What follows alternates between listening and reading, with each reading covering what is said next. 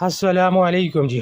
अच्छा, ये 80 किलो का आपको बंडल दिखा रहा हूँ चाइना का बेडशीट का। ठीक है, ये बेडशीट का थान है, यानी कि ये जो बेडशीटें हैं ये थानों की सूरत में हैं और इसमें जितने भी थान हैं ये सब 10-10, 15-15, 20-20 गज़ के बड़े बड़े थान हैं।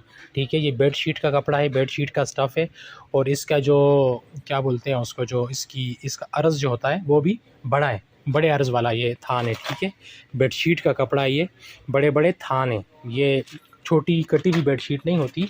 ये बेडशीट जो है थानों की शक्ल में है, यानी कि आप खुद इसको काट के फिर उसमें से बेडशीट बनाते हैं। ठीक है, और ये इसमें मुख्तलिफ़ डिज़ाइन भी हैं, मुख्तलिफ़ कलर भी हैं। कपड़ा सारा ये बेडशीट वाला जो होता है ये वो वाला कपड़ा है। ठीक है, इसमें इस तरह के, ये मैं आपको कोशिश करता हूँ थोड़ा करीब करके दिखाता हूँ।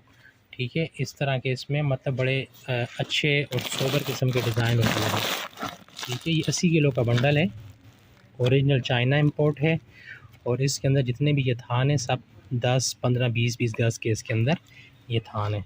ठीक है, तो ये देखें ये बंडल है। ठीक है, ये ओरिजिनल चाइना का बंडल है।